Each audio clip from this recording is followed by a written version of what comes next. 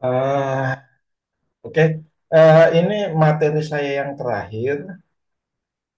Oke, saya mulai. Assalamualaikum warahmatullahi wabarakatuh dan selamat malam.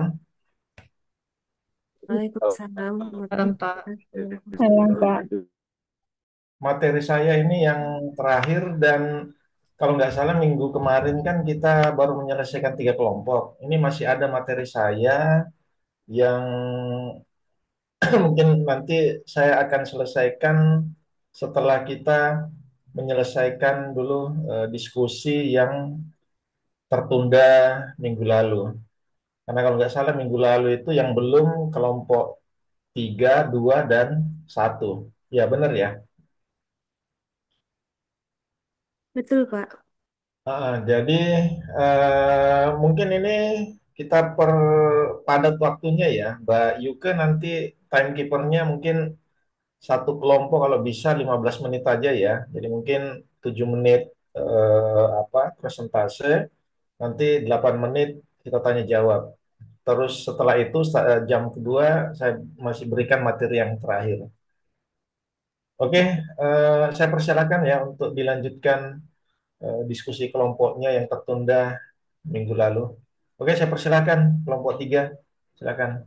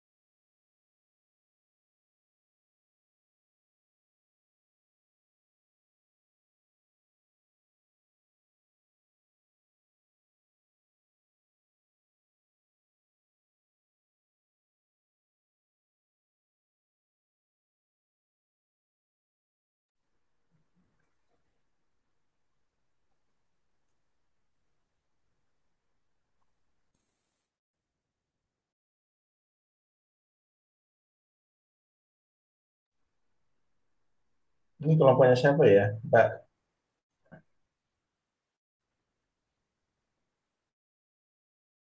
Belum kelihatan PPT-nya.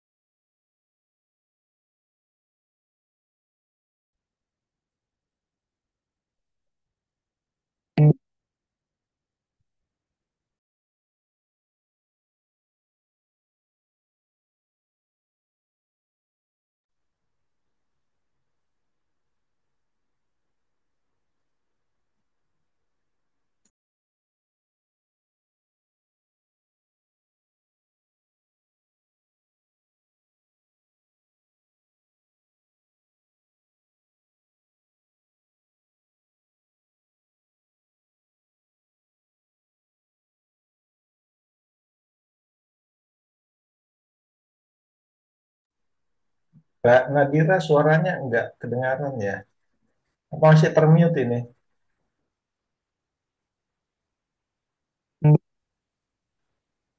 baik, permisi. Mohon maaf Pak sebelumnya ini dibantu share screen dari kelompok lain karena jaringan saya di sini hujan deras.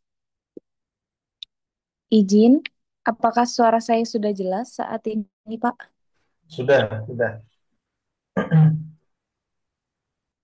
Baik, Assalamualaikum warahmatullahi wabarakatuh. Selamat malam. Izinkan kami dari kelompok 3 akan mempresentasikan terkait analisis kualitas lingkungan akibat dari industri gula, dari latar belakangnya, dari pendahuluan yang mencakup latar belakang dan masalah. Lalu kami akan analisis dari dampak positif, negatif, dan juga nanti penanggulangannya. Untuk awalan mungkin bisa dilanjut oleh rekan saya terlebih dahulu. Mbak Nilam, dipersilahkan.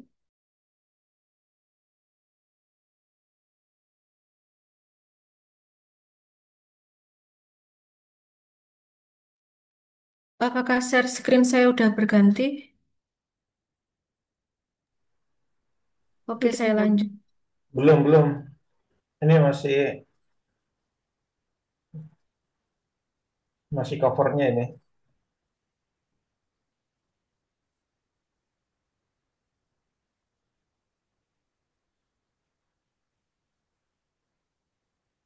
Mbak Nilam. Sudah ini share screen-nya Mbak Clara, Mbak Nilam. Sudah pendahuluan. Langsung masuk Zoom aja, Mbak. Oke, saya lanjut ya. Mohon maaf.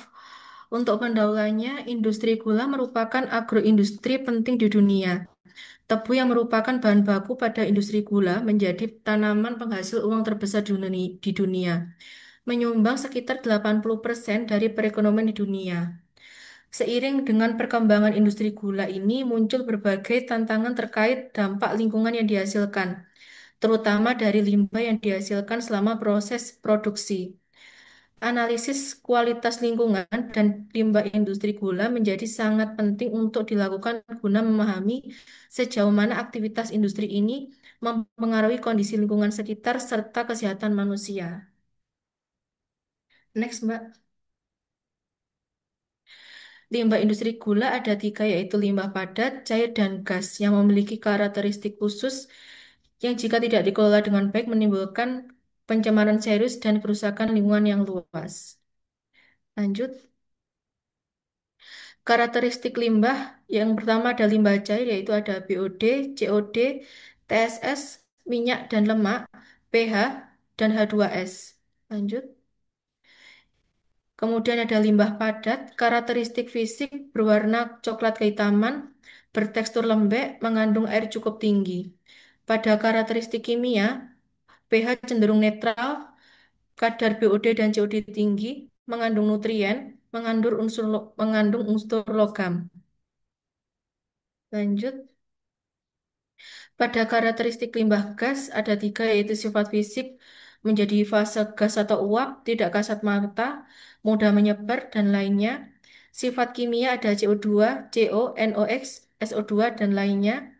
Sifat fisik ada pembakaran bagase, fermentasi limbah, evaporasi dan klarifikasi, kendaraan dan mesin. Kemudian akan dilanjut dengan Mbak Nadira. Baik, izin saya lanjutkan. Dalam industri gula ini pastinya ada beberapa dampak yang dihasilkan, ada dampak positif dan juga dampak negatif. Next. Untuk kita perlu ketahui dulu ada tiga macam limbah, yaitu limbah padat yang merupakan sisa ampas tahu tebu dalam wujud padat yang bisa digunakan kembali menjadi bahan bakar.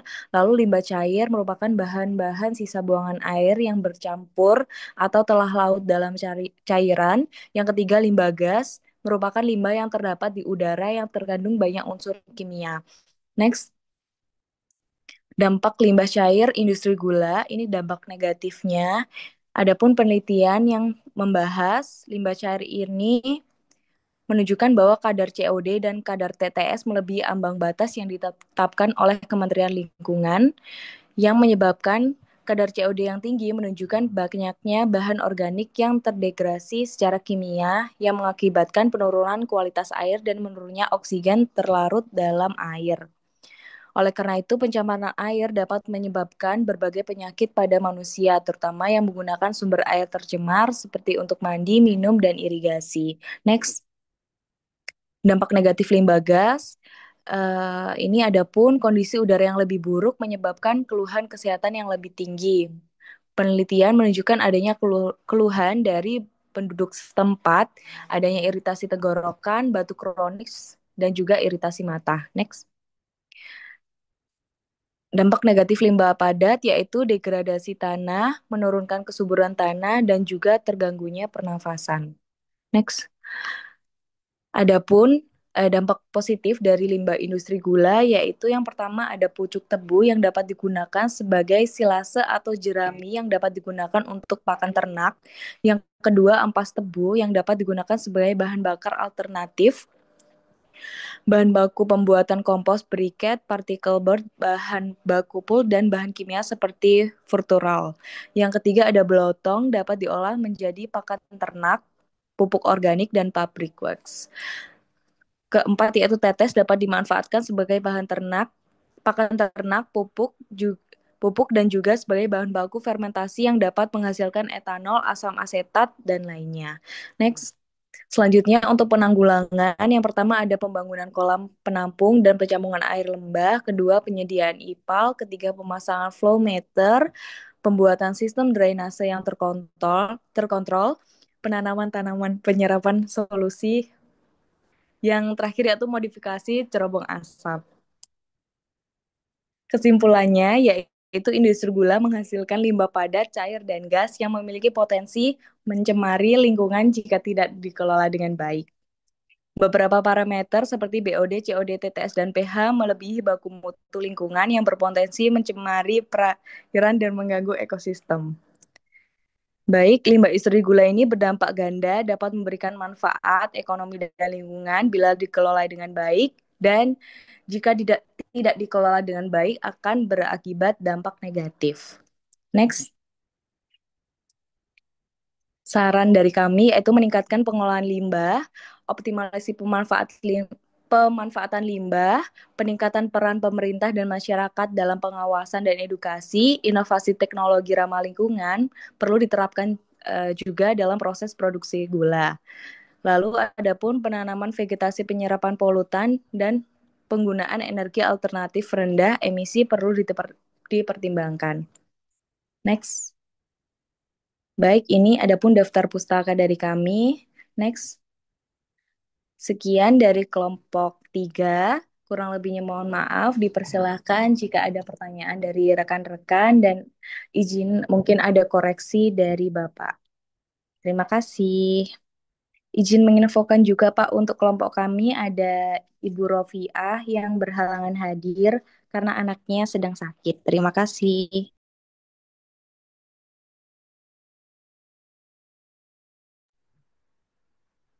Oke, silakan tanya jawab yang mau bertanya. Permisi kelompok 3, saya dari kelompok 2 izin untuk bertanya.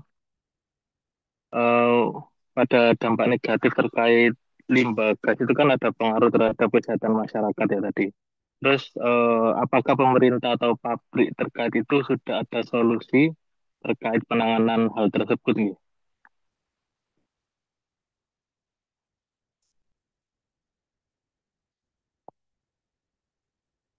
Baik, terima kasih pertanyaannya Mas Nanda terkait dampak negatif untuk limbah gas ya. Untuk saya menemukan dari referensi saya di pengendalian pencemaran gas untuk pabrik gula itu sebenarnya sudah ada dengan salah satu cara yaitu mengatasi pencemaran gas SO2 ini dapat dikurangi dengan metode scrubbing namanya, scrubbing. Nah, metode ini dilakukan dengan penambahan sebuah alat bernama water sponge filter yang diletakkan dalam cerobong asap sebagai alat bantu dengan menggunakan filter berupa spons dan air kapur untuk penurunan kadar SO2. Jadi memang sudah ada, namun memang mungkin metodenya ini kurang baik ya metodenya karena terbukti pada penelitian tersebut masih ada beberapa warga yang mengeluhkan penyakit berupa berupa pencemaran apa namanya pernafasan gangguan pernafasan seperti itu. Sebenarnya memang sudah ada. Nggak siap. Ya, terima kasih atas jawabannya, Mbak.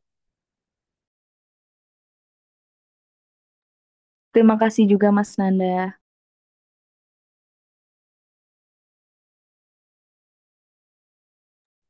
Izin bertanya Mbak Nadira, terkait dampak tadi kan juga disebutkan kalau untuk kadar COD itu tinggi melebihi standar ketentuan.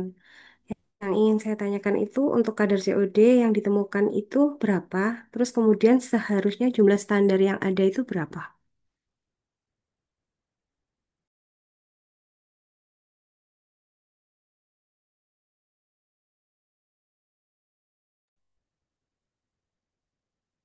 Baik, terima kasih. Izin menjawab. Untuk kadar COD yang ditemukan pada penelitian tersebut itu 276 dan dengan pembanding Permen LH itu nomor 5 tahun 2014 itu harusnya 100, Mbak. Jadi memang yang ditemukan itu kadar COD-nya melebihi ambang batas yang ditetapkan oleh Kementerian Lingkungan Hidup tadi. Seperti itu, Mbak.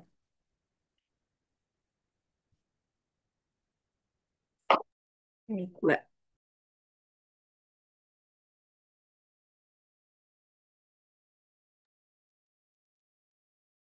Siap, Mbak.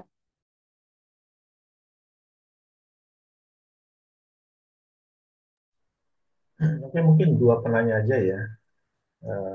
Setelah ini nanti lanjutkan kelompok dua. Jadi apa yang disampaikan kelompok di ini aja dulu ya. Sudah selesai ya. Kita dua penanya aja ya. Jadi enggak biar enggak terlalu lama. Sudah selesai ya Mbak Nadira. Iya, Bapak. Izin sudah dua penanya. Oke.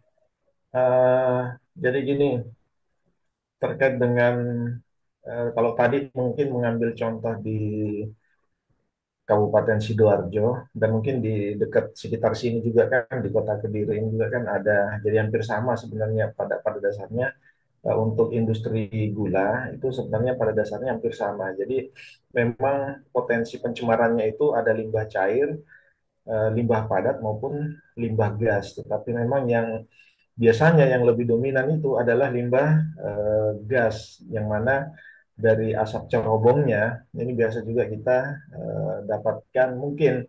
Jadi kalau kita melihat mungkin saja yang disampaikan tadi dijawab oleh Mbak Nadira itu scrubbing atau scrubber itu memang secara efektivitas mungkin karena ada bermacam-macam sebenarnya.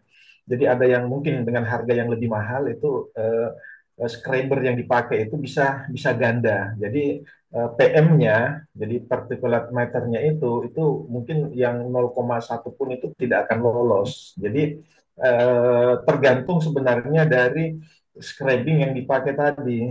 Kalau misalkan scrubbingnya memang dengan kualitas atau penyemprotannya kurang kurang efektif, efisien, nah itu mungkin partikulat meter misalkan yang partik PM5 itu mungkin akan lolos. Mungkin yang PM10 ya tidak akan lolos, tapi PM5 atau PM1 misalnya itu akan lolos. Jadi makanya kenapa masih terjadi tadi yang disampaikan bahwa masih terjadi keluhan bagi masyarakat sekitar. Jadi ada beberapa. Jadi di pabrik-pabrik yang disampaikan tadi itu hampir sama semua kasusnya. Terus termasuk dengan limbah apa cair misalkan tadi, nah itu harus sesuai ketentuan tadi peraturan Pergub kalau nggak salah Pergub nomor berapa nomor 5 tahun 2000 berapa 17 atau 15 tadi.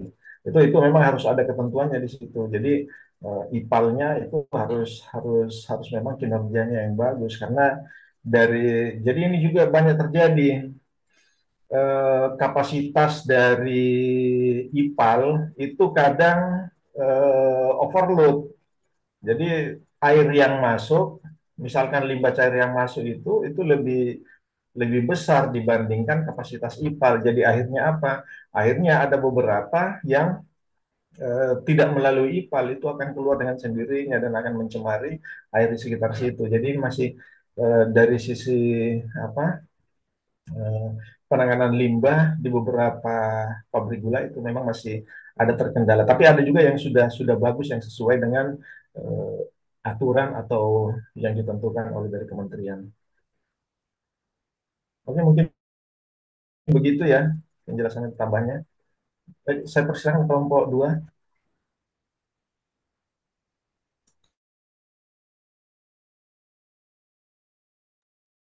Baik Pak, terima kasih. Mohon izin ya Pak.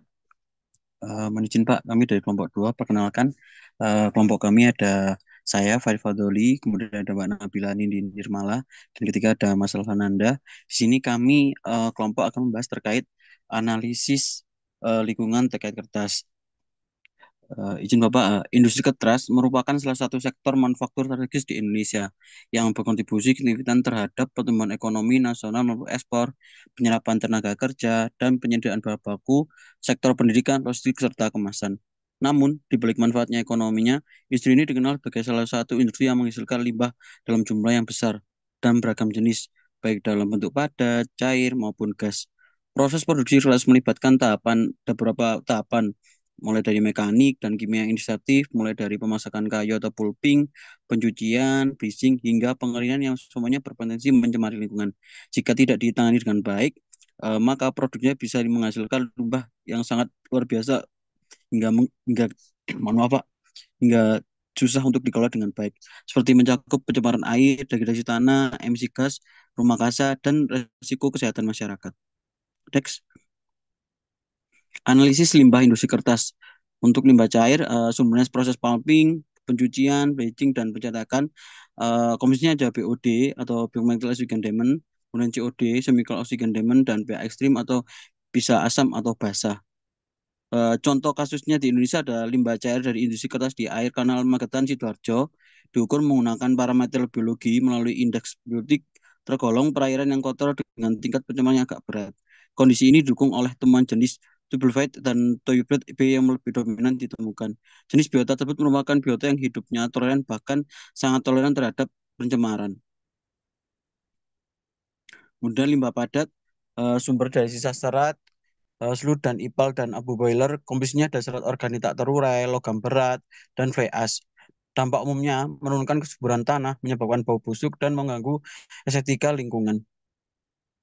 Kemudian limbah gas, ada sumber dari boiler, panggilan dampak adalah pembakaran lumpur. Komposisinya ada CO2, SO2, dan UX, PM215, dan PM110. Senyawa organik volatif dan atau VOC, dampak umumnya adalah polusi udara dan pencemaran bau menurunkan ISPA. Pekerjaan industri kertas, paparan langsung terhadap gas beracun. Dampaknya terhadap dunia salah satunya yaitu gas beracun, debu, dan senyawa kimia. Risiko kesehatan yaitu ada ISPA, asma, bronkitis, kronis, dermatitis kontak akibat paparan bahan kimia, kecelakaan kerja akibat suhu tinggi atau bahan beracun. Studi pekerja industri transportasi mengalami gangguan pernafasan lebih tinggi dibandingkan dengan masyarakat umum. Terus selanjutnya akan dilanjutkan oleh rekan saya. Selanjutnya dampak pada masyarakat sekitar. Menurut Lestari, paparan tidak langsungnya dari dampak pada air tanah yang tercemar sehingga tidak layak untuk dikonsumsi. Untuk udara, kualitas udara juga tercemar sehingga dapat menyebabkan penyakit ISPA. Serta terjadi pencemaran tanah yang mana menurunkan hasil pertanian. Untuk dampak sosialnya, bahwa tidak sedap menurunkan kenyamanan hidup, potensi konflik antara industri dan warga, dan penurunan nilai lahan dan kesehatan masyarakat. Next. Untuk dampak pada lingkungan sekitar, yang pertama ada air permukaan, dampak bagi air permukaan dan tanah. Yang pertama ada penurunan kualitas air sungai, di mana rendahnya DO, peningkatan BOD atau COD, lalu matinya biota air, menurunnya keanekaragaman hayati, penurunan kesuburan tanah akibat akumulasi logam berat. Yang kedua ada dampak pada udara di sekitar, di mana terjadi pencemaran udara yang membahayakan tumbuhan dan mengganggu keseimbangan ekosistem. Kemudian dapat beresiko terjadinya hujan asam yang dapat merusak vegetasi sekitar industri. Untuk dampak positifnya, di mana industri kertas ini dapat berkontribusi pada sektor ekonomi yang dimaksud membuka lapangan kerja. Yang kedua, ada pengurangan deforestasi, penggunaan secara daur ulang dan hutan tanam industri dapat menjaga hutan alam dan keanekaragaman hayati. Yang ketiga, ada pemanfaatan limbah. Limbah padat dapat diolah menjadi biogas atau biochar untuk energi terbarukan yang dapat menekan emisi karbon. Lalu pengolahan air limbah IPAL multistage menghasilkan air olahan aman dan biogas. Lalu ekonomi sirkuler di mana daur ulang kertas dan limbah dapat menjadi nilai tambah dan pekerjaan lokal. Selanjutnya restorasi ekosistem dan rehabilitasi biota laut. Untuk dampak negatifnya lanjut aja Mbak. Next. Untuk dampak negatifnya ada dua, yaitu dari aspek lingkungan dan kesehatan manusia. Dampak pada lingkungan untuk air limbah cair mengandung klorin logam berat dapat menurunkan, di mana baku mutunya dideteksi dengan adanya baku turunnya DO yang mana dapat mematikan biota biota pada air. Pada udara mengandung emisi SO2, CO2 dan PM yang dapat menimbulkan hujan asam dan menimbulkan penyakit ISPA. Pada tanah, sul dan bahan kimia mencemari tanah sehingga menurunkan kesuburan tanah. Pada sumber daya alam sekitar, yang mana dampaknya penebangan kayu dapat beresiko deforestasi dan hilangnya keanekaragaman hayati. Dampak bagi kesehatan manusia, bagi pekerja dan warga sekitar, terpapar gas kimia berakibat iritasi pernafasan, gangguan kulit, dan resiko kanker. Lalu air tercemar yang dapat mengakibatkan diare, infeksi kulit, dan bioakumulasi logam berat lewat makanan. Next. Untuk pencegahan dan penanggulangan, pencegahannya dapat menggunakan produk bersih atau clean production yang mana mengurangi penggunaan bahan kimia berbahaya dan mendaur ulang air dengan teknologi closed loop. Yang kedua, efisiensi energi dengan menggunakan energi terbarukan seperti limbah biomasa. Lalu bahan baku alternatif dapat juga menggunakan eh, limbah pertanian seperti jerami, enceng gondok, bagasse sebagai pengganti dari kayu. Untuk penanggulangan dari limbah cair dapat menggunakan IPAL dan atau teknologi ZLD. Untuk emisi udara dapat menggunakan scrubber, ESP, dan filter debu. Untuk limbah padat dapat menggunakan kompos atau reuse, recycle, dan rehabilitasi hutan, reboisasi kebun tanaman industri. Yang terakhir harus dilakukan monitoring lingkungan, di mana harus rutin memantau kualitas air, udara, dan tanah. Ini literasi yang kita gunakan. Next. Kesimpulan dari presentasi kami, industri kertas di Indonesia berperan penting secara ekonomi, namun aktivitasnya menghasilkan limbah padat, cair, dan gas yang dapat mencemari lingkungan. Meski demikian, banyak perusahaan kini menerapkan prinsip keberlanjutan seperti daur ulang, pengolahan limbah modern, dan konversi limbah menjadi energi. Inovasi ini mendukung pelestarian hutan, efisiensi energi, serta kesejahteraan masyarakat kita. Dengan teknologi dan kebijakan yang tepat, industri kertas dapat tumbuh selaras dengan kelestarian lingkungan. Terima kasih. Demikian presentasi dari kelompok 2. Mohon koreksinya dari Pak Ridwan dan silakan dari teman-teman jika ada yang ingin bertanya. Izin Mas, Mas, Oh, iya Mbak. Iya Mbak Lala. Mas, boleh dijelaskan nggak Mbak, Mas, apa solusi jangka panjang untuk mengurangi dampak lingkungan dari industri kertas ini, Mas?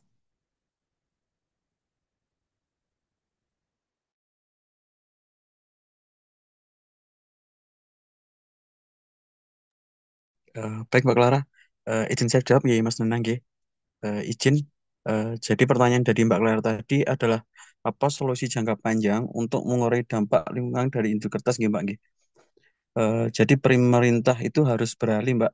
Yang pertama dari bahan baku ramah lingkungan itu seperti serat daur ulang atau tanaman cepat tumbuh. Kemudian yang kedua mungkin dapat mengadopsi teknologi efisiensi energi, kemudian dapat meningkatkan daur ulang kertas dan pemanfaatan limbah industri menjadi produk sampingan. Mungkin itu salah satu cara ya Mbak untuk mengurangi dampak dari limbah industri kertas salah satunya, Mbak. Mungkin itu, Mbak. Baik, Mungkin Mas. ada Atas tambahan? jawabannya. Ya, sama-sama, Mbak.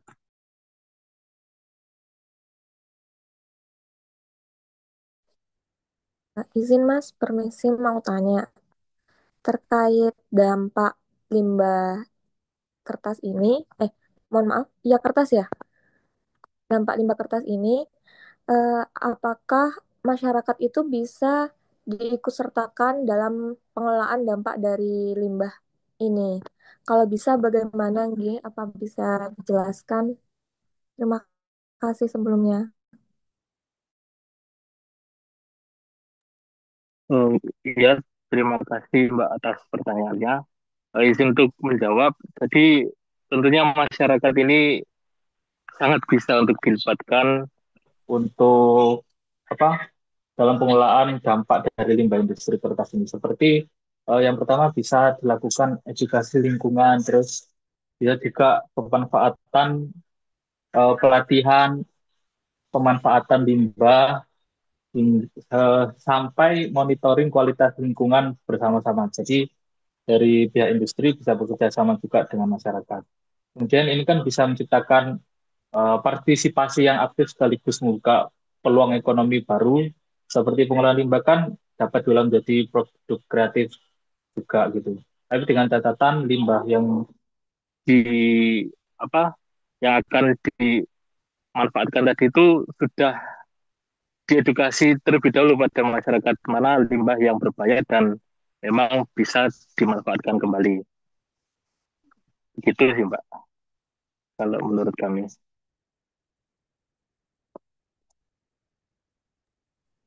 Baik, terima kasih, Mas. Iya.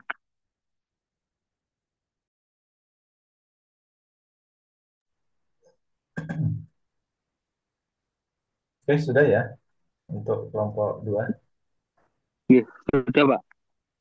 Oke, dua penanya. Jadi gini, eh, mungkin kalau saya coba coba melihat ya, Mas Nanda, kalau kalau melihat presentase yang sudah disampaikan kaitannya dengan analisis kualitas di apa pabrik kertas. Ini coba coba saya cuma mau tanya Mas Farid sama Mas Nanda ini siapa Nabila nggak ada keterangan ya kelompoknya. Ada Pak, Mbak Nabila, tapi kebetulan Mbak Nabilanya sedang sakit Pak, suaranya ndak ada. Maksudnya suaranya hilang ngoten Pak. Jadi sampun join tapi memang buatan sakit ikut presentasi ngoten Pak. Mohon izin. Ada Mbak Nabilanya ada hadir sekarang. Maaf Tadi Pak, di sudah kelas sempat nggak join ada. sih Pak. Karena ini saya lihat ini masih cuma 15 peserta ini 16 dengan saya. Oke, nanti Iya Pak. mungkin bisa nanti klarifikasi saja. Jadi mungkin saya kembalikan sedikit Mas Nanda sama Mas Farid. Kalau melihat dari presentasi yang sampai sampaikan, kira-kira dari sisi positif atau negatifnya lebih besar mana? Kalau kalau sampai melihat dari presentasi yang sampai sampaikan. Izin menjawab Pak. Sebenarnya pastinya kalau menurut kami selama kami mengerjakan tugas ini tuh lebih banyak ke dampak negatifnya sih Pak. Karena gimana ya, tentunya kalau industri ini kan sangat banyak juga menghasilkan limbah yang cukup berbahaya juga Pak. Yang memang secara kapasitas itu kita kayak ya masyarakat misalkan menaruh posisi jadi orang awam gitu Pak dari masyarakat sekitar itu wah ini tinggal misalkan kalau tinggal di dekat industri itu menurut saya juga ada potensi yang cukup berdampak negatif sih Pak. Oke, oke. Jadi secara kesimpulan mungkin dilihat dampak negatifnya lebih besar karena kalau dikaitkan dari sisi lingkungan, dari sisi apa sosial Kesehatan juga. mungkin lebih banyak. Makanya Mungkin kalau ini penjelasan lebih lanjut, kalau mungkin kita ketemu nanti di mata kuliah AMDAL. Jadi AMDAL itu kaitannya sebelum misalkan pengerjaan suatu apa proyek atau kegiatan atau pabrik yang mungkin dari sisi dimensi bangunan di atas 5.000 meter persegi atau dari sisi luasan tanah 10 meter persegi itu sudah masuk AMDAL. Nah, di AMDAL itu sebenarnya itu dikupas semua terkait dengan masalah-masalah ini. Nah, kalau misalkan dikupas semua mulai dari jangka pendeknya, jangka menengahnya seperti tadi mungkin pertanyaan juga dari apa Mbak Clara, itu sebenarnya di AMDAL itu harus terjawab semua. Dan memang di AMDAL itu jadi memang kita kalau AMDAL analisis apa AMDAL analisis kualitas lingkungan itu bagian dari AMDAL. Nah, sebenarnya kalau ini saya sedikit mengupas sedikit terkait dengan AMDAL karena apa? Karena ini memang kenapa saya katakan bahwa AMDAL itu penting di suatu kegiatan. Jadi salah satunya itu dalam hal penilaian AMDAL ini kan AMDAL analisis kualitas lingkungan itu masuk di dalamnya. Selain ada kerangka acuan, ada UKL UPL itu masuk di dalamnya. Nah, kembali ke apa pertanyaan saya sebelumnya tadi, kenapa misalkan kita melihat dari sisi ekonomi, dari sisi mungkin keberlanjutan, itu memang memang mungkin sisi positifnya kalau kita berbanding tadi, kalau mungkin disampaikan Mas Nanda tadi, mungkin 40 banding 60%, tapi memang ini juga kita butuhkan. Nah, makanya kenapa tugas yang saya berikan, saya sampaikan untuk nanti dikumpulkan, kalau nggak salah tanggal 1 ya saya kasih deadline. Itu kenapa saya meminta mengupas untuk kegiatan-kegiatan pabrikasi misalkan yang ada di luar. Jadi contohnya misalkan di Jepang. Di Jepang itu dari sisi keluaran boiler, keluaran apa limbah gas itu memang batasannya itu memang sangat ketat sekali dibanding kita. Misalkan partikulan meternya harus di bawah 50 kalau di kita misalkan. Nah, di sana itu sudah di bawah 10 misalkan gitu. Jadi memang sangat ketat sekali di negara-negara maju. Makanya kenapa saya kemarin minta membandingkan nanti atau kita bisa menganalisa atau mungkin mencari literasi. Jadi bagaimana nanti apa yang kita sudah lihat di sekitar kita, misalkan pabrik kertas, pabrik gula, pabrik rokok, ada beberapa yang memang kalau dari sisi sisi kualitas lingkungan itu masih jauh sebenarnya, apalagi tadi misalkan dikatakan. Jadi dari lima kelompok ini kemarin itu kan selain selain limbah gasnya, limbah cairnya juga ada beberapa yang memang ini mengganggu. Contohnya misalkan limbah kertas kalau nggak salah di daerah Nganjuk kemarin ada juga. Nah itu kan sungai di sekitar situ itu sangat sudah boleh dikata sudah tidak ada makhluk hidup di situ. Karena apa? Pencemarannya sangat sangat riskan sekali. Bahkan yang ada di Jepang itu mereka menggunakan tadi jadi termasuk tadi yang dijawab oleh Mas Farid tadi untuk jangka panjangnya misalkan pakai alternatif itu di Jepang itu malah secara tradisional itu tidak mengeluarkan boleh boleh dikata dari sisi limbahnya itu sangat minim sekali, dari sisi limbah gasnya itu boleh dikata tidak ada, terus dari sisi limbah cairnya itu sedikit. Nah, mungkin tadi ZLD maupun IPAL tadi itu memang wajib ada. Tapi yang jelas paling tidak dari sisi kinerja juga kinerja IPAL-nya itu harus juga bagus. Karena jangan sampai IPAL-nya ada tapi kinerja IPAL-nya itu kurang bagus ya sama aja. Jadi pemantauannya itu harus memang dilakukan misalnya limbah cair itu sebulan sekali. Terus kalau untuk limbah gasnya dari sisi emisi itu harus 6 bulan sekali. Mungkin itu ya sedikit tambahan dari saya. Oke, mungkin dilanjut kelompok dua, satu, sorry, kelompok satu.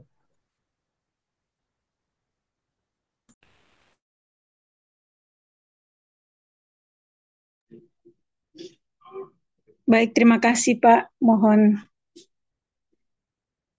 share screen-nya. Ya.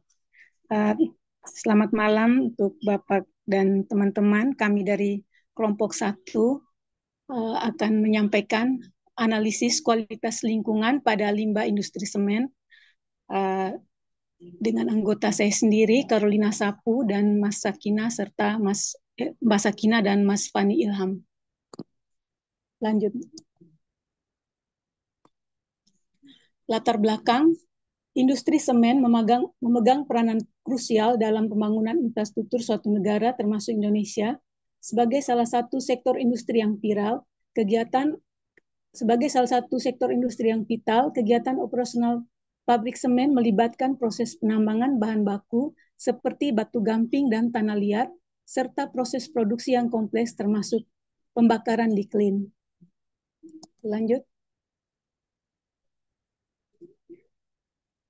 Manfaat penelitian bagi akademisi, bagi industri semen, dan bagi pemerintah. Akademisi yaitu menambah khazanah ilmu pengetahuan, khususnya dalam bidang teknik lingkungan dan pengelolaan dampak industri, serta dapat menjadi referensi untuk penelitian lanjutan mengenai keberlanjutan industri semen.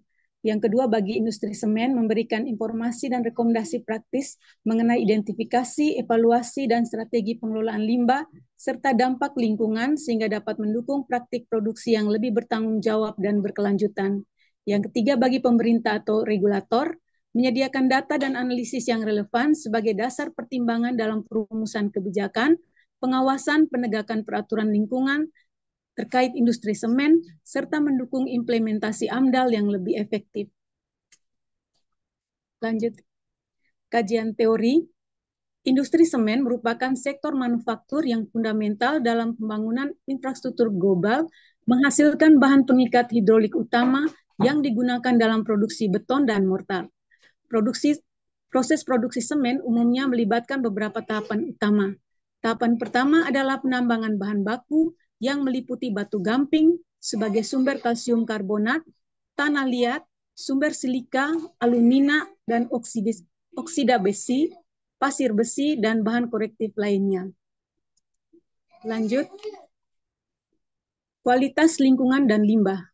Kualitas udara berupa parameter utama yang relevan yang meliputi TSP, PM10 dan PM2.5, sulfur dioksida, nitrogen oksida, dan karbon monoksida. Debu dan partikular adalah polutan udara paling dominan dari industri semen, terutama dari kegiatan penambangan, penggilingan, dan cerobong klin. Yang kedua, kualitas air. Parameter penting meliputi pH, TSS, COD, BOD, serta konsentrat logam berat.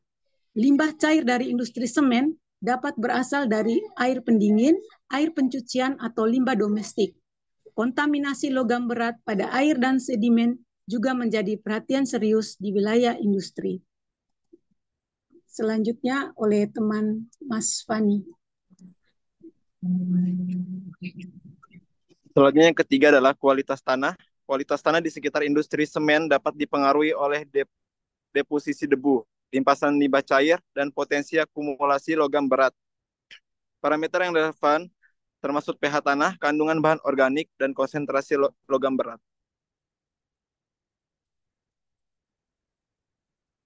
Berikut adalah macam-macam limbah dari pabrik semen. Yang pertama adalah limbah padat, yang kedua adalah limbah cair, dan yang ketiga adalah limbah gas. Selanjutnya dampak industri semen. Itu ada beberapa dampak industri yang salah satunya adalah emisi debu, yang kedua gas berbahaya seperti sulfur dioksida dan nitrogen oksida. Yang ketiga berkontribusi terhadap pencemaran air, yang keempat dampak sosial ekonomi, yang kelima kerusakan lingkungan yang signifikan.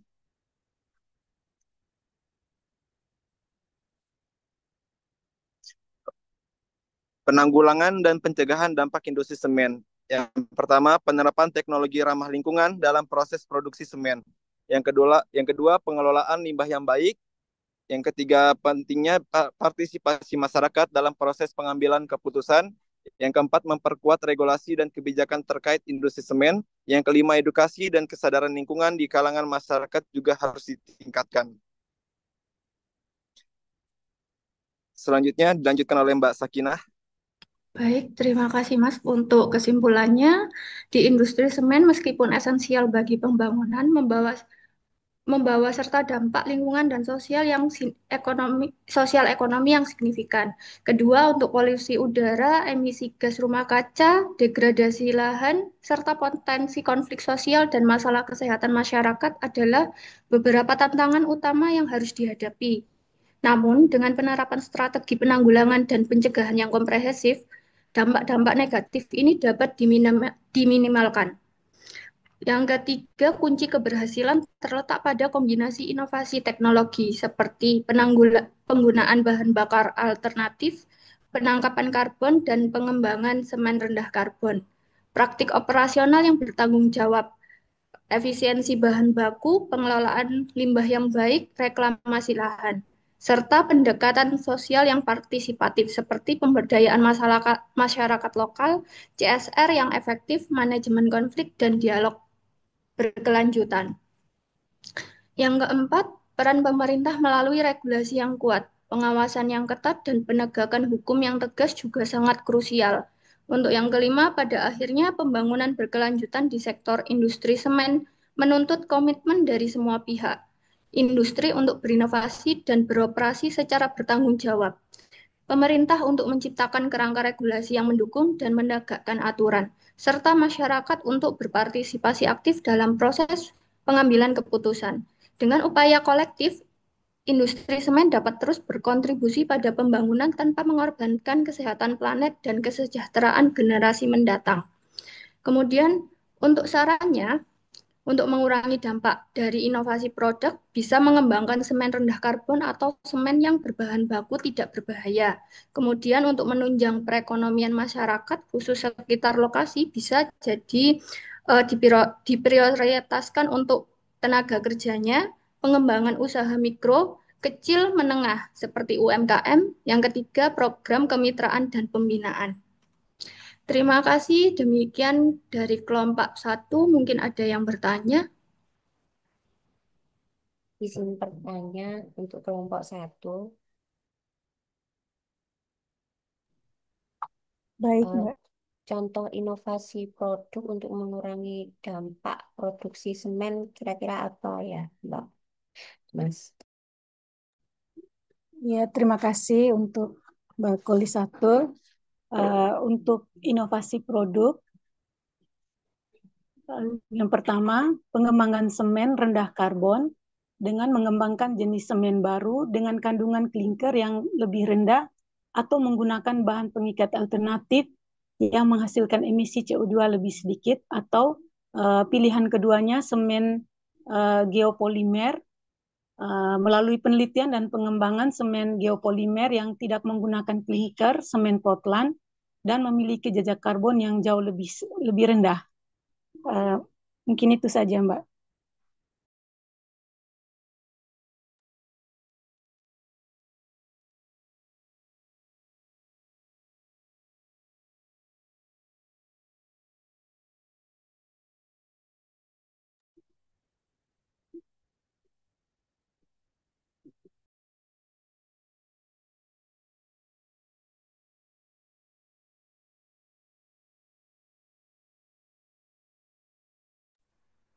Yang lain ada pertanyaan lagi? Nggak ada ya? Mungkin saya kembali bertanya ke, kalau misalkan tadi yang dijelaskan Bu Karolin tadi terkait dengan eh, bahan baku semen yang rendah karbon, ini mungkin memang ada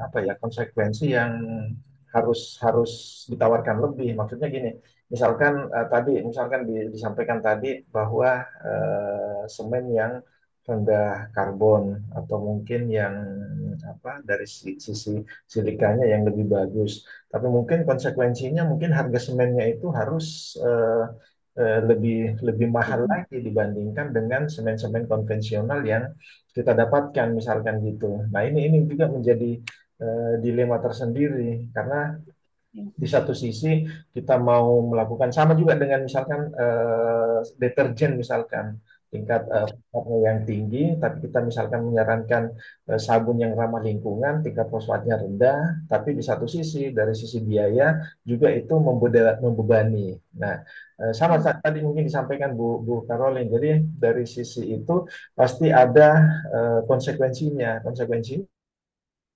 ya mungkin dari segi biayanya juga pasti lebih mahal. Sama juga misalkan kita eh, membatasi penggunaan tas kresek misalkan.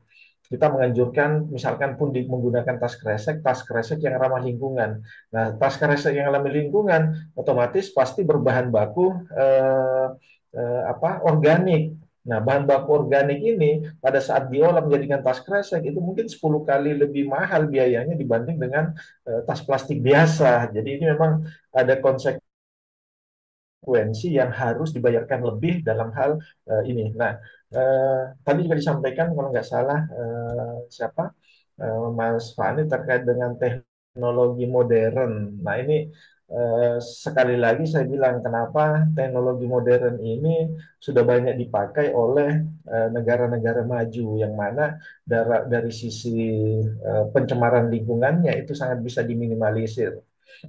Nah, nanti makanya tugas pribadinya kemarin saya minta untuk mengangkat hal-hal yang jadi misalkan tadi disinggung teknologi modern yang bagaimana yang mungkin bisa jadi nanti satu saat nanti bisa diterapkan di Indonesia. Hanya memang karena kita negara yang sedang berkembang dari sisi jadi sudah dari 6 kelompok ini misalkan dari sisi pencemaran gas, pabrikasi boiler misalkan, ini kan kita masih menggunakan misalkan boiler-boiler yang memang kalau dari sisi uji gasnya, uji ini memang ada beberapa yang baku mutunya itu masih di atas baku mutu dan memang dari sisi standar baku mutu itu jauh dengan negara-negara berkembang atau sorry negara maju. Sama saja dengan misalkan kendaraan bermotor misalkan. Kalau kita di Indonesia ini dari sisi standar kendaraan bermotor untuk mengurangi gas karbon monoksida atau sulfur atau NO tadi misalkan gitu, itu kan kita masih menggunakan standar masih masih Euro mungkin di bawah Euro 4, Euro 3, Euro 4. Sementara di Eropa atau di negara yang sudah maju itu sudah menggunakan Euro 5 misalkan gitu. Jadi tingkat pencemaran sulfurnya, karbon monoksidanya itu sangat rendah sekali dibandingkan dengan eh, yang Euro 3 misalkan gitu. Oke, mungkin gitu ya. Dari kelompok satu gitu ya, Bu Karolin. Terima kasih. Ya, Pak. Baik, Terima kasih. Bapak. Oke, nggak ada pertanyaan lagi ya. Nggak ada pertanyaan. Saya lanjut, kita lanjut di eh, analisa rekomendasi dari masalah persampahan. Jadi ini persampahan juga ini memang sangat saya coba apa share screen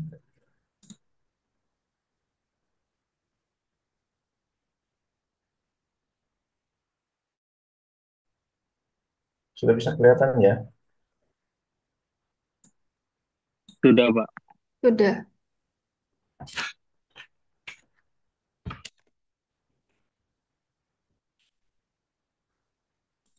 Oke, untuk di sini analisis kualitas lingkungan saya mengambil jadi tidak apa-apa kita nanti sambil sambil diskusi ya terkait dengan masalah pengelolaan sampah, analisa dan rekomendasi berdasarkan SNI. Memang kalau saya sampaikan masalah pengelolaan sampah mungkin kaitannya dengan kalau kalau kita berpikir sampah ini ala gampang saja sampah itu mungkin kita masih berpikir pola lama ya pola atau paradigma lama ini kan masalah sampah ini eh, kumpul angkut buang kan kan itu kan biasa teorinya kumpul angkut buang udah selesai yang penting misalkan di rumah sampah dikumpulkan di diangkut terus dibuang selesai. Tapi apakah itu menjadi jalan keluar yang bagus untuk saat sekarang? Saya rasa tidak. Jadi sekarang kita harus menggunakan paradigma yang baru. Mungkin ada yang pernah dengar eh, paradigma baru pengelolaan sampah dari Mas Nanda. Pernah dengar nggak? Belum pernah, Pak. Oke, siapa? Mbak Nurholi Satul. Pernah dengar nggak? Paradigma sampah ya, Pak? Belum Ya, pernah, para baru pengelolaan. Pernah dengar nggak? belum pernah. Tapi kalau pengelolaan sampah, mungkin kalau di kota-kota pemilahan sampah sih Pak, saya pernah lihat sampah organik dan eh, apa non organik dipisah biasanya bak sampahnya. Oke, oke, berarti pernah dengar nggak 3R? Jadi 3R itu ya hampir sama tadi yang disampaikan Mbak Nurholi Satul. Jadi 3R itu reduce, reuse, recycle.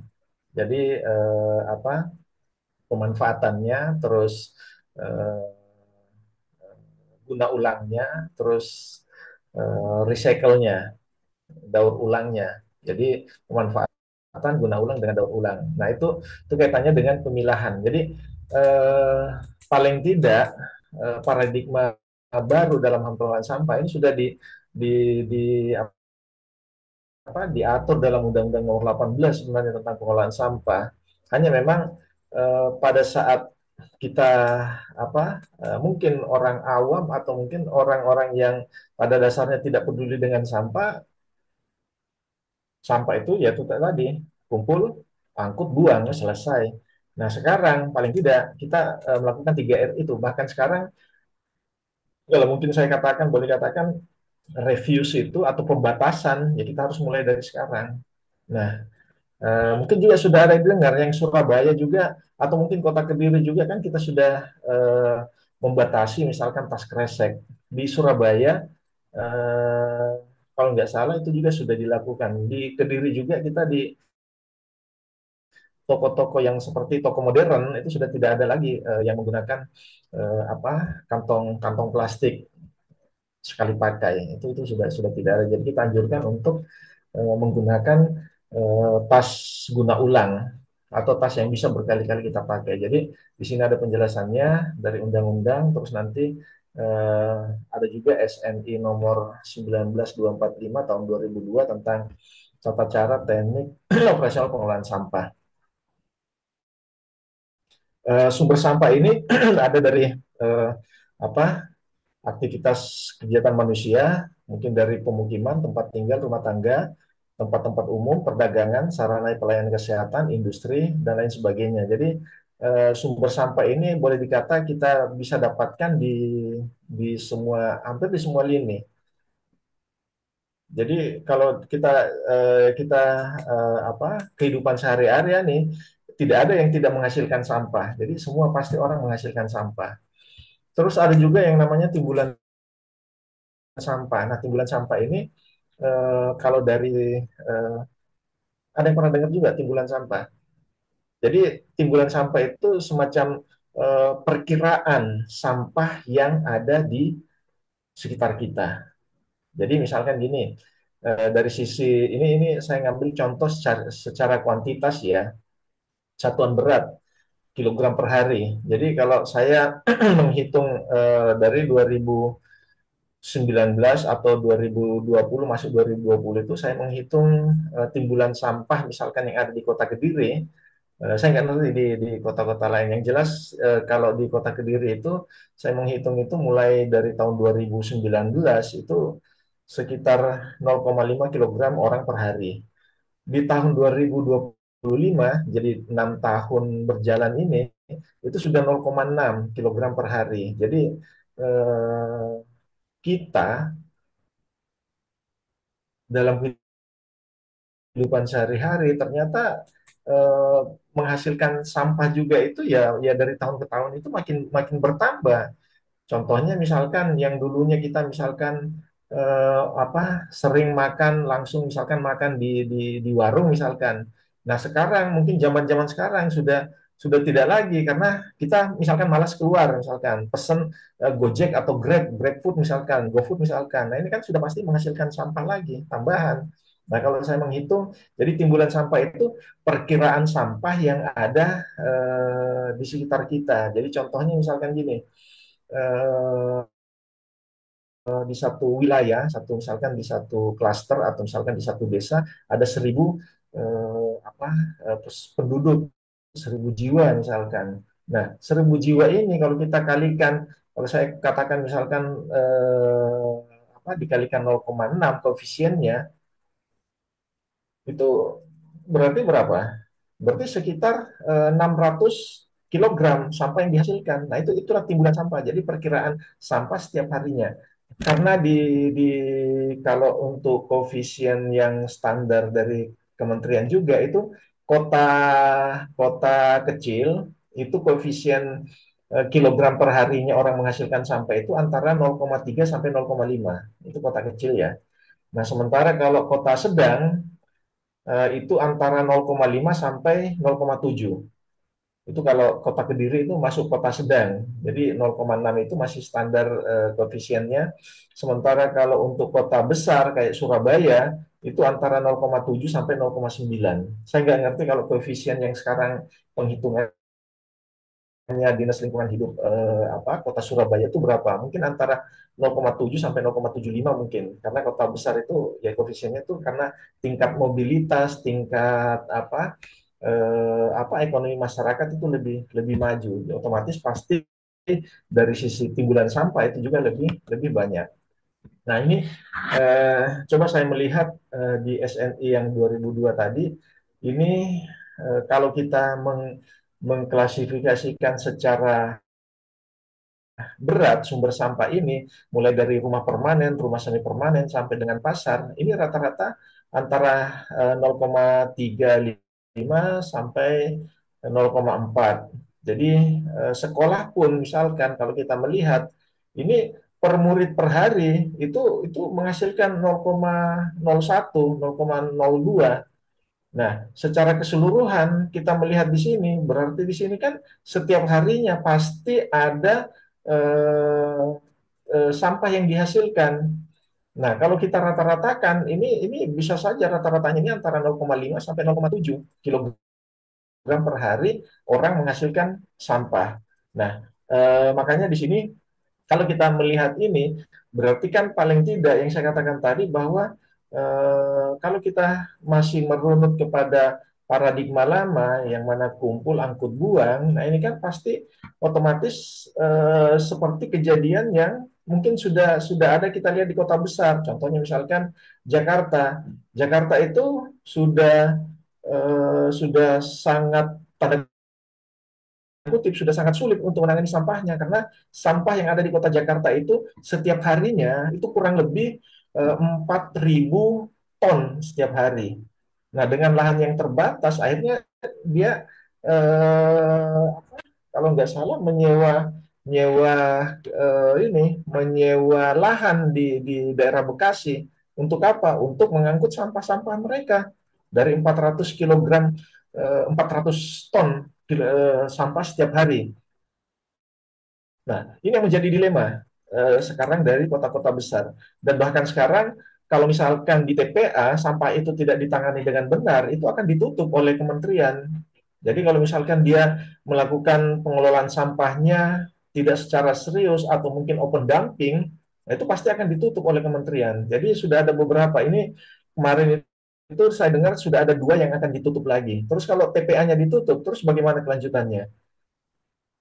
Terus nanti menyusul ada 8 lagi yang akan ditutup TPA-nya karena disinyalir dia melakukan open dumping. Sudah ada yang pernah dengar terkait dengan masalah metode pengelolaan sampah di TPA. Jadi ada yang namanya open dumping, ada yang namanya kontrol landfill, ada yang namanya sanitary landfill. Nah, yang bagus itu adalah sanitary landfill. Tapi kalau kita melihat sanitary landfill, itu sangat sangat pengelolaannya itu sangat sangat sulit dan butuh biaya yang ekstra. Ada yang pernah dengar terkait dengan itu open dumping, terus Belum pernah kontrol dengar, landfill? Pak. Nah, eh, saya jelaskan sedikit ya terkait dengan open open dumping. Jadi open dumping itu sampah diangkut, dibawa ke TPA, terus diratakan, udah selesai. Nah, sementara kalau kontrol landfill itu ada proses sedikit. Ada pengurukan tanah. Walaupun memang kalau kalau secara teori itu diharuskan dalam seminggu itu paling tidak ada 2 kali penutupan tanah. Jadi pada saat sampah dimasukkan ke TPA, landfill itu harus ditutup lagi dengan menggunakan tanah uruk. Itu paling tidak dalam seminggu itu ada 2 kali. Itu kontrol landfill. Nah, sementara sanitary landfill itu adalah pada saat sampah dimasukkan ke landfill itu setiap hari sore harus ditutup. Jadi besoknya ada sampah ditutup lagi pakai dengan tanah uruk. Itu sanitary landfill. Jadi sanitary landfill itu tidak memungkinkan serangga-serangga atau hewan-hewan yang mungkin bisa mengganggu lingkungan atau mungkin bisa menyebabkan eh, gangguan kesehatan itu sudah diminimalisir. Karena apa? Sampah yang masuk itu langsung ditutup dengan tanah. Tapi memang kalau melihat hal tersebut ini memang sangat sangat besar sekali biaya dan operasionalnya. Nah, itu yang menjadi kendala sekarang. Dan rencananya di tahun 2035 Kementerian Lingkungan Hidup juga tidak akan mengakomodir atau tidak akan memberikan izin pembangunan TPA. Jadi 2035 semua pemerintah daerah atau kota itu harus bersiap-siap, tidak ada lagi TPA, tetapi nanti namanya tempat eh, pengelolaan sampah terpadu. Jadi tempat pengelolaan sampah terpadu. Jadi bukan lagi TPA. Karena apa? Disinyalir banyak TPA yang pendamping tadi, gitu. Eh, Terus ini komposisi sampah juga. Ini ada beberapa, ada organik, ada anorganik. Nah, organik kan sudah tahu ya, ada beberapa dari sisa makanan, kertas, karbon, karet, kayu. Terus untuk anorganiknya kaca, aluminium, kaleng, dan logam. Terus nah, ini sebenarnya kalau dari sisi pemanfaatan, jadi 3R tadi pemanfaatan, ini sebenarnya masih bisa semua kita manfaatkan ini. Kalau mungkin ada yang eh, kan ada yang di Malang ya, ada yang siapa yang dari yang di lab lab mana? Lab Malang ya, Universitas Brawijaya kalau nggak salah. Ada ya, siapa? Saya, Pak. Eh, nggak dilihat di Malang di TPST di Dau sana. Pernah nggak? Pernah dengar nggak? Nah, di Dau itu sampah-sampah yang ada. Jadi saya salut di sana. Sampah-sampah yang ada di sana itu boleh dikatakan jadi dia mengcover kalau nggak salah sekarang sudah ada 5 desa. Ini saya ceritakan kenapa? Karena memang mereka sangat berhasil. Jadi 5 desa yang ada di Ndawi itu mereka sudah cover semua, bahkan sekarang mungkin sudah bertambah, mungkin sekarang sudah 7 desa. Nah, sampah-sampah yang ada dari 7 desa itu kalau nggak salah itu 90% itu bisa mereka reduksi. Jadi cuma 10% itu yang dibawa ke TPA. Jadi 10% itu yang istilahnya sampah yang sudah tidak bisa diapa-apakan lagi. Sementara 90% itu mereka bisa reduksi, bisa mereka manfaatkan, bisa mereka daur ulang kembali, bisa mereka gunakan kembali. Jadi yang saya sebutkan ini misalkan sisa makanan, kertas, karbon, karet, kayu, kaca, aluminium, kaleng, logam, itu mereka sudah bisa gunakan kembali. Nah, itu yang saya bilang tadi paradigma baru itu harus ada pemanfaatan di sini, harus ada guna ulang, harus ada bisa didaur ulang semua ini. Jadi walaupun misalkan karet-karet bekas, ban bekas, atau mungkin tulang belulang dari hewan, itu mereka manfaatkan semua. Jadi di sini dari sisi paradigma ini sudah ini. Jadi saya salut di Indau. Kalau kita di Kota Kediri ini memang masih mungkin pemanfaatan masih cuma 20-25%, sementara yang di Indau sana itu sudah 90%. Nah, mungkin ada yang harus kita tingkatkan lagi dari mungkin termasuk dari sistemnya juga. Nah, terkait dengan komposisi sampah ini dipengaruhi juga oleh cuaca misalkan, karena misalkan cuaca hujan atau musim kemarau itu pasti berbeda. Jadi itu komposisi sampah juga dipengaruhi. Jadi kalau misalkan cuacanya hujan, otomatis dari sisi komposisi atau berat dari sampah itu pasti akan lebih lebih lebih banyak atau lebih berat dibandingkan dengan musim kemarau. Terus frekuensi pengumpulan juga itu mempengaruhi. Terus musim, termasuk juga yang misalkan musim buah-buahan, mungkin musim panenan, itu kan otomatis sampahnya juga pasti akan banyak. Terus tingkat sosial ini, daerah ekonomi tinggi pada umumnya menghasilkan sampah yang terdiri dari bahan kaleng, kertas dan sebagainya. Jadi yang saya katakan tadi dari sisi apa perhitungan koefisien dari sampah itu sendiri, otomatis dari apa lingkup dari kota kecil, yang saya sudah sampaikan tadi, kota kecil, kota sedang, kota besar, itu pasti beda dari komposisi sampahnya atau volume sampahnya. Jadi ini juga mempengaruhi. Terus pendapatan per kapita juga akan mempengaruhi juga apa tingkat volume sampahnya nantinya, termasuk juga kemasan produk. Jadi kalau misalkan di daerah-daerah mungkin di daerah yang sering menggunakan apa produk produk yang dari luar, misalkan makanan kaleng, terus sayuran dari ada pengalengan atau mungkin sayuran-sayuran yang ada di mana swalayan misalkan dibungkus plastik dan sebagainya, itu kan akan mempengaruhi jumlah sampah yang ada. Nah, untuk sistem pengelolaan sampah ini juga kita mengacu pada SNI 19-2454 tahun 2002. Jadi hampir semua kota di Indonesia mengacu pada pengelolaan yang telah ditetapkan oleh pemerintah. Jadi yang saya sampaikan tadi, timbulan sampah. Jadi timbulan sampah itu perkiraan sampah yang ada, terus dilakukan pewadahan, pengumpulan, ada yang namanya pemindahan dan pengangkutan, ini yang residu, sementara yang pengolahan pemanfaatan sampah ini biasanya kalau mungkin ada yang pernah mendengar tentang bank sampah atau mungkin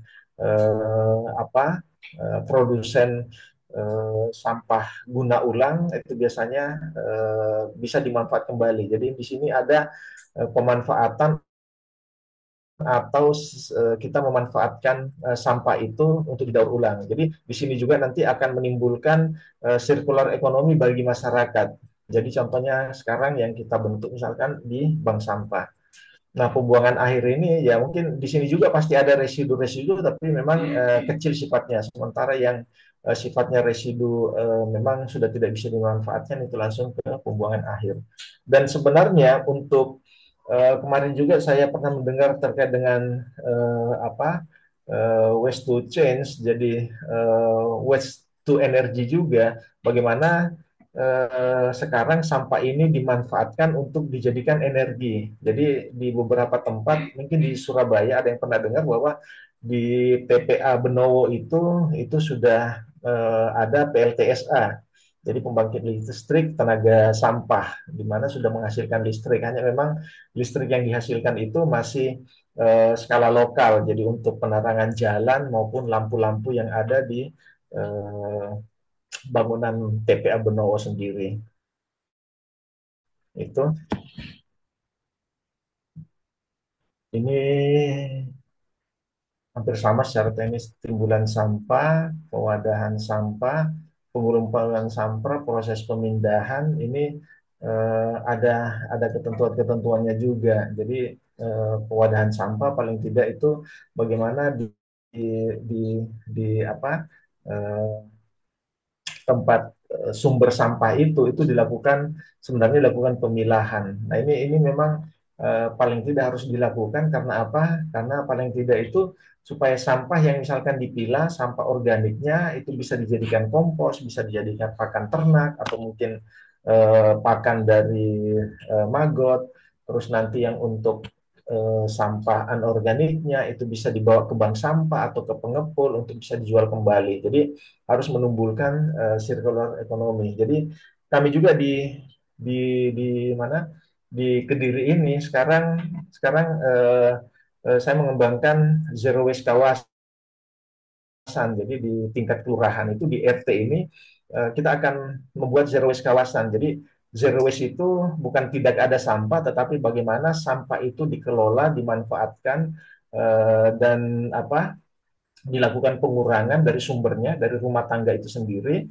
Terus nanti harapannya residu yang dibawa ke TPA atau ke TPS itu betul-betul yang memang sudah tidak dimanfaatkan lagi. Jadi kami juga mengadopsi dari apa yang ada di saya katakan tadi TPST DAU, supaya reduksi yang kami lakukan itu bisa bisa lebih lebih banyak. Jadi residunya nanti itu yang dibuang ke TPA itu memang tinggal betul-betul residu.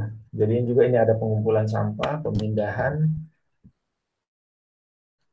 proses pengangkutannya pun ini ada yang secara manual, ada yang secara hidrolik atau mekanik, terus nanti dibawa ke TPA.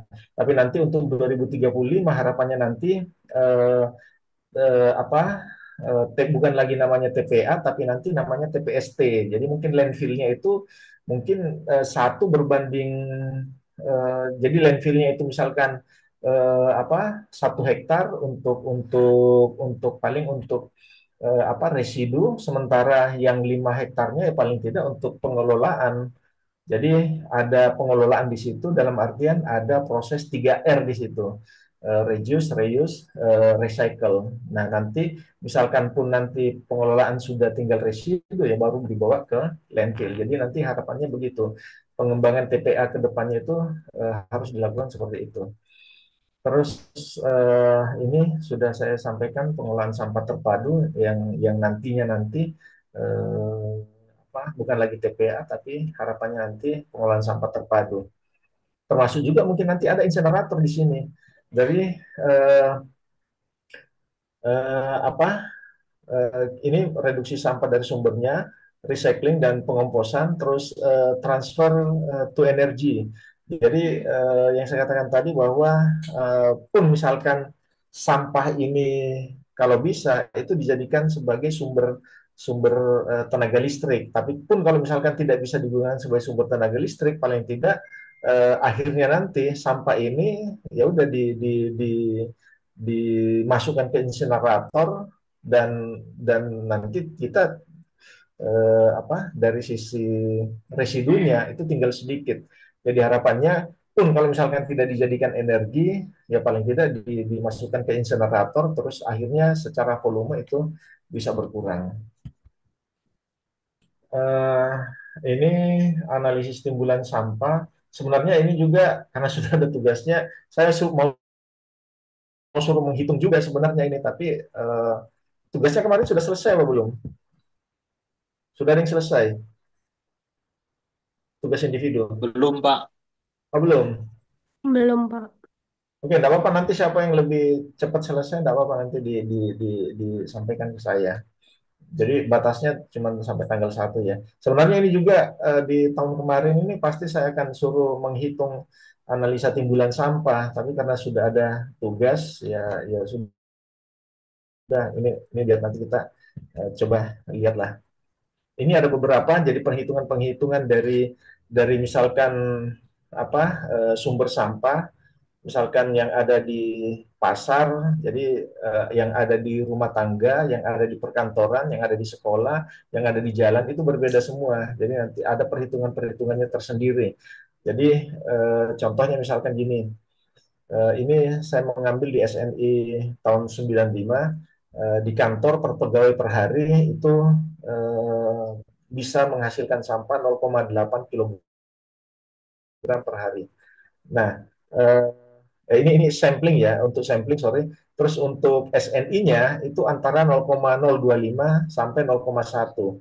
Nah, pada saat sampling ini di kota kecil, kota sedang, kalau mungkin misalkan ukuran kayak kota Surabaya ini lebih lebih besar lagi. Jadi mungkin masuk range range ini.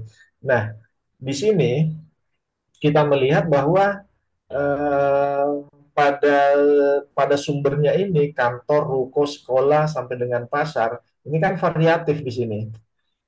Nah, sebenarnya untuk paradigma yang baru yang saya katakan tadi, bahwa sebenarnya misalkan di kantor itu dengan SNI 1995 ini sebenarnya dari hasil sampling ini itu bisa berkurang sebenarnya. Contohnya misalkan di kantor. Sekarang juga yang kami lakukan di kantor itu kami misalkan pada saat pertemuan-pertemuan itu paling tidak mengurangi sampah-sampah plastik di makanan makanan kotaan misalkan, atau kadang biasa kita tidak menggunakan kotak tetapi menggunakan piring yang langsung dari warung. Jadi makan makan itu bukan dari nasi kotak tapi nasi yang langsung dari piring. Pun kalau misalkan kita pakai nasi kotak, kita berusaha untuk tidak ada plastik di dalamnya, wadah-wadah plastik di dalamnya. Karena apa? Itu pasti akan menimbulkan sampah lagi. Tapi kalau misalkan kotaknya itu masih bisa kita recycle. Nah, seperti itu. Jadi termasuk juga di mana sekolah, terus di toko, ruko, termasuk di pasar modern itu kita sudah paling tidak sudah melakukan pembatasan ini. Jadi eh, paling tidak dari sisi jumlah atau dari sisi berat itu sudah paling tidak terkurangi. Nah, pun yang saya katakan tadi, misalkan koefisien 0,6, ini kan kita dari kota Kediri, saya kan ngambil ngambil contohnya di kota Kediri ya, itu kan dari 2019 sampai 2025 itu kan bertambah terus. Nah harapannya nanti ini pertambahan ini bukan lagi bertambah, tapi harapannya nanti itu berkurang. Jadi kalau misalkan itu sudah dilakukan pengurangan, berarti pembatasan reviews yang dilakukan itu sudah betul-betul berjalan. Jadi sudah tidak lagi istilahnya sampah ini dari tahun ke tahun ini bertambah, tetapi sebenarnya nanti sampah ini dari tahun ke tahun itu menurun, dan juga penggunaannya atau reduksinya nanti itu lebih masif dilakukan. Jadi akhirnya sampah yang masuk ke TPA itu juga berkurang. Karena kalau kita lihat di kota-kota besar sekarang, lahan TPA itu sudah boleh dikata sudah hampir habis, termasuk misalkan yang ada di kota Kediri misalkan. Nah ini menjadi atensi bahwa memang sampah ini betul-betul harus diperlakukan dengan bijak. Ini hampir sama, analisa komposisi sampah. Nah sebenarnya ini juga bisa kita lihat. Jadi misalkan kita menganalisa komposisi sampah yang ada di jalan kolektor tadi, atau jalan lokal, atau di rumah makan. Nah ini bisa kita hitung. Misalkan di rumah makan misalkan, atau di pasar misalkan, kan kalau melihat dari sisi SNI-nya, misalkan di pasar 0,1 misalkan, kita ambil 0,1 misalkan. Nah, kalau dari sisi pasar, dari setiap harinya mungkin ada 2.000 misalkan pengunjung. Ya, kalau kita katakan misalkan 2.000 dikalikan 0,1, berarti ada sekitar 200 kilogram sampah yang dihasilkan oleh pengunjung per hari. Nah, ini kan akan istilahnya dengan jumlah itu kan itu sangat besar sekali. Belum lagi nanti di pasar itu dari pedagang-pedagangnya lagi misalkan. Nah, ini nanti itu bisa kita analisa, kita bisa hitung semua nantinya. Nah, dari sini kita bisa memperkirakan dari sisi mungkin kebijakannya nanti, terus nanti penyediaan tempat sampahnya itu nanti akan harus bisa kita hitung juga nantinya. Nah, dari sisi komposisi pun ini pasti bisa kita lihat di sini. Jadi mungkin misalkan di perkantoran ini dari hasil hasil dari hasil observasi langsung di kantor, misalkan komposisi sampahnya yang banyak itu organik itu misalkan kita melihat 17,2%. Terus plastik di perkantoran itu 28,8%, sementara kertas itu lebih banyak lagi 53,6%. Nah, sekarang pertanyaannya, misalkan saya melihat dari komposisi yang ada ini. Dari komposisi yang ada ini, mungkin coba saya tanya Bu Caroline ya. Di kantor Bu Caroline kan kalau nggak salah di bekerja di kantor kan? Iya, Pak. Nah, kalau misalkan di kantornya Bu Caroline, kalau melihat ini, apakah memang di sana ada sampah organik, ada sampah plastik, ada sampah kertas? Iya, Pak. Ada, Pak. Dari bungkusan makanan. Kebetulan di sini menjual apa sarapan tuh berupa nasi bungkus yang dibungkus daun pisang, Pak. Itu kebanyakan dimakan pasien, kadang juga pegawai. Ada yang ini, Pak. Nah, Sarapan dengan sarapan nasi bungkus daun pisang, Pak.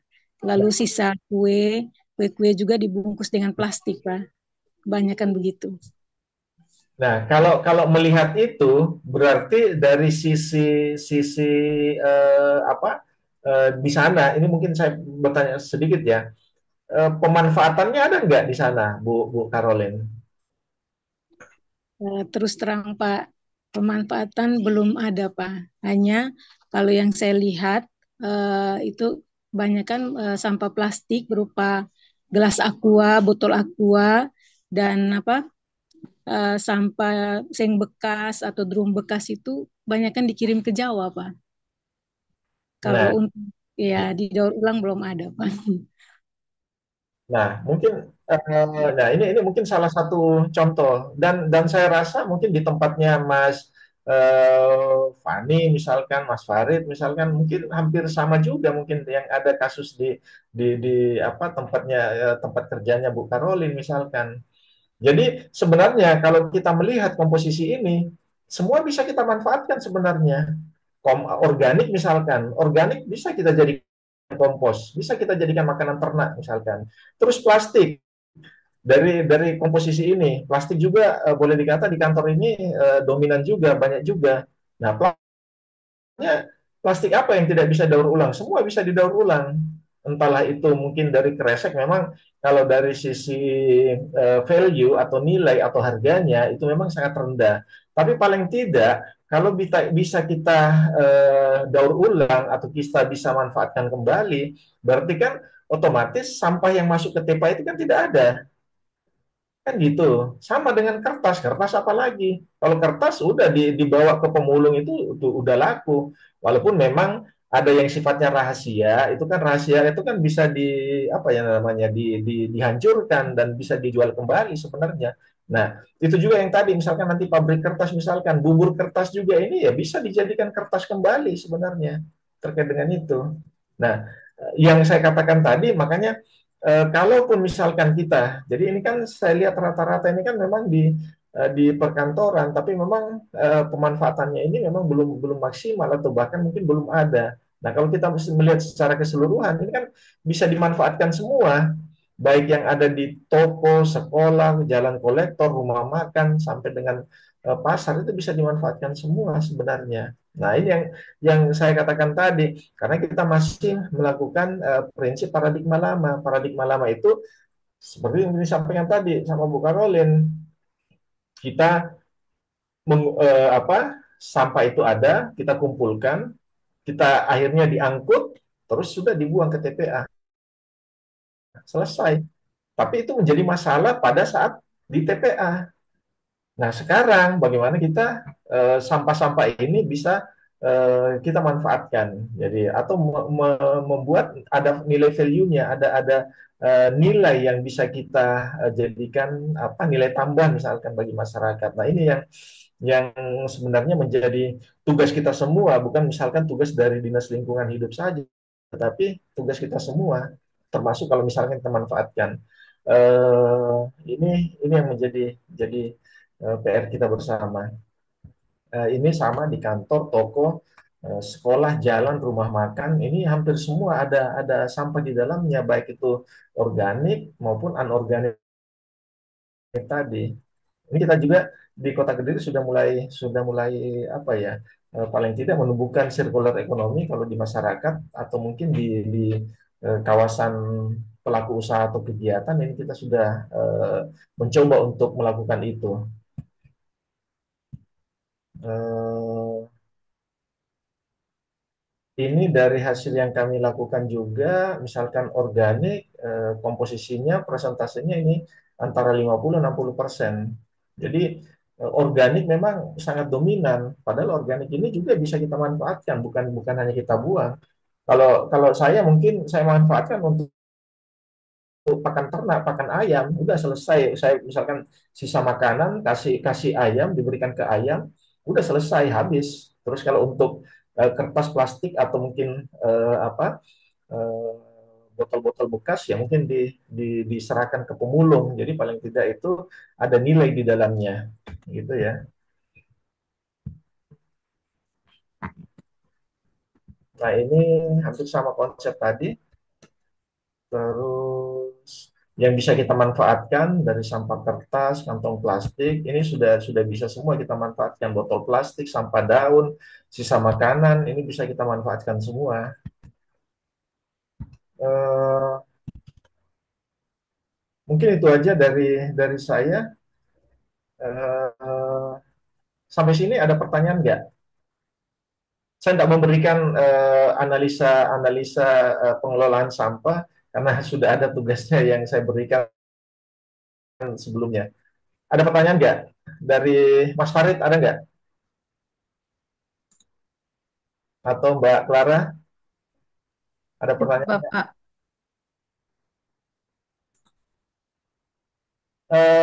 Kalau nggak ada pertanyaan ini siapa yang nggak?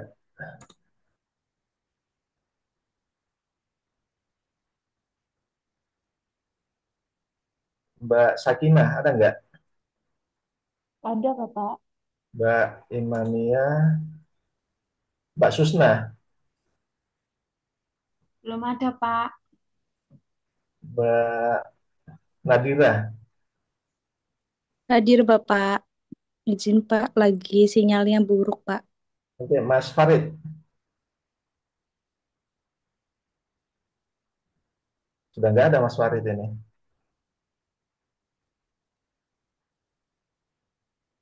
Mas Farid ini yang abadi ya? Siapa ya? Abadi ya? Mas apa? Novan Abadi nggak masuk ya?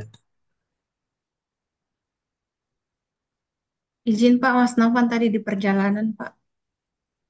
Dari awal nggak masuk dia. Awal tadi masuk, Pak. Oke, Mbak Unsia, Sejauh ini belum ada, Bapak. oke, Mas Fani, Hadir, Pak.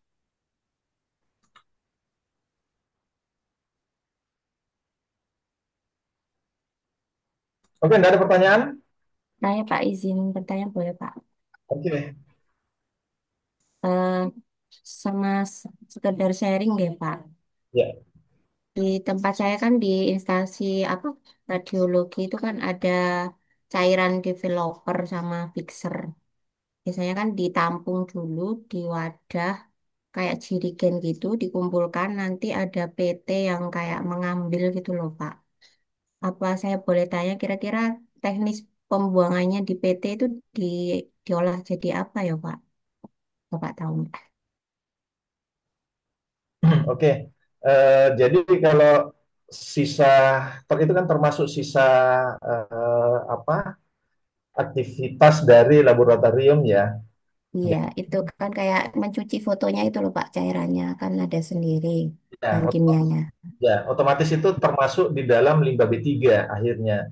Nah, kalau limbah B3 itu memang ada perlakuan khusus. Nah, eh, limbah B3 dengan sampah B3 itu dari sisi peraturan pemerintahnya itu beda.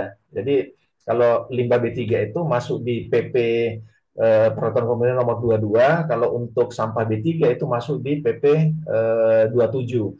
Nah, di sini karena di laboratorium ini kan termasuk pelaku usaha, otomatis dia masuk ke PP 22 atau dimasukkan dalam limbah B3 pelaku usaha kegiatan. Nah, eh, tadi juga ini sedikit saya jelaskan sedikit ya. Bisa saja itu biasanya juga kan kalau di laboratorium itu kan ada yang namanya wastafel. Wastafel itu otomatis pasti ujung-ujungnya ke IPAL. Nah, kenapa misalkan di tempatnya Mbak Nurholisatul ini ditampung? Karena kalau misalkan dimasukkan ke IPAL, otomatis ada uji B3 lagi di dalamnya. Jadi misalkan sebenarnya kalau uji air itu kan mungkin dari sisi biaya ujinya itu relatif murah. Tapi kalau di situ ada uji limbah B3, ada uji B3-nya itu relatif lebih mahal. Jadi kalau saya bisa menghitung angka. Mungkin kalau misalkan cuma BOD, COD, TSS, PH, ada 6 parameter kalau nggak salah itu mungkin antara 400 sampai 500 ribu eh, per, per sampel. Tapi kalau misalkan ada limbah B3 di dalamnya, itu kurang lebih 3 juta, 2,5 sampai 3 juta. Jadi memang relatif mahal. Nah, kenapa dikumpulkan di dalam jerigen? Itu supaya memudahkan untuk dimasukkan ke TPS limbah B3. Nah, itu pun di TPS 5B3 harus dikerjasamakan dengan pihak ketiga. Nah, pihak ketiga dalam hal ada juga yang namanya pengangkutan, ada yang juga pengangkut dan pengelola. Nah, kalau misalkan mau bertanya terkait dengan itu, nah berarti kalau misalkan yang kaitannya dengan limbah cair, biasanya dilakukan semacam proses pemurnian atau mungkin dicampurkan dengan bahan yang akhirnya bisa menetralisir dari cairan tersebut. Termasuk juga kalau misalkan itu limbah padat. Kalau limbah padat itu mesti dimasukkan ke insenerator. Jadi insenerator termasuk misalkan jarum suntik atau mungkin yang infeksius misalkan itu dimasukkan ke insenerator, dan memang inseneratornya bukan insenerator yang seperti insenerator sampah, tapi insenerator yang memiliki 2 chamber misalkan.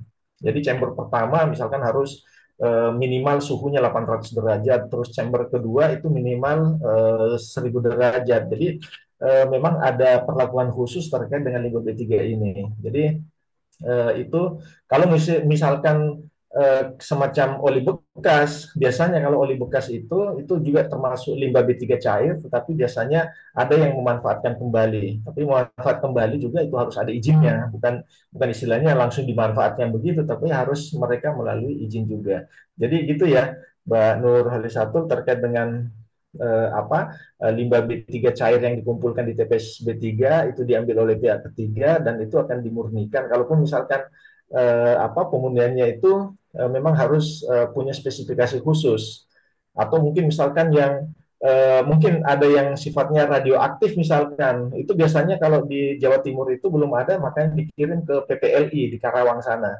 Biasanya di PPLI itu eh, ada memang pemurnian khususnya di sana. Ataupun misalkan memang sama sekali tidak bisa memurnikan, itu akan dimasukkan ke dalam semacam cor beton, terus nanti ditimbun. Biasanya begitu perlakuannya. Oke gitu ya, Mbak Nurul Satu. Iya, terima kasih, Pak. Oke, ada pertanyaan lagi?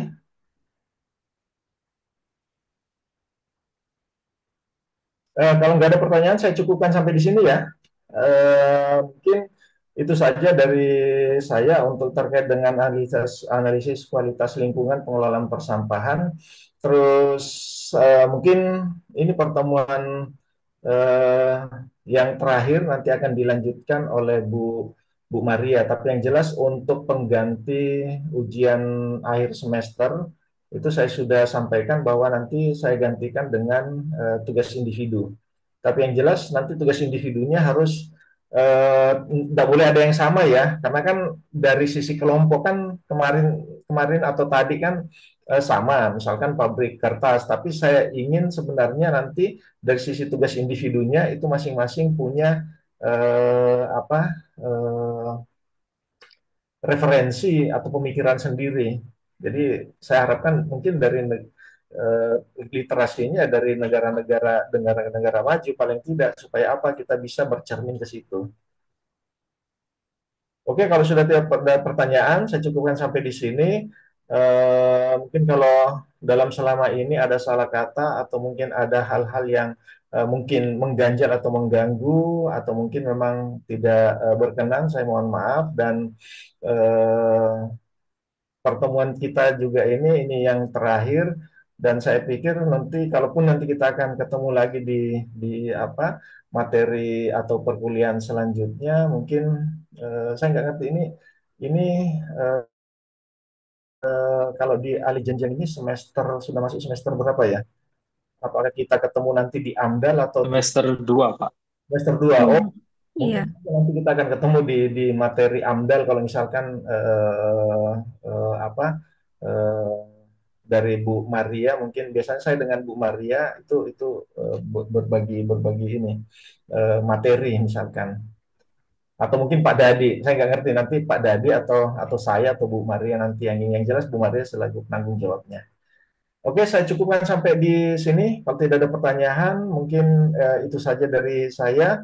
Terima kasih atas perhatiannya. Billahi taufiq wal hidayah. Assalamualaikum warahmatullahi wabarakatuh dan selamat malam.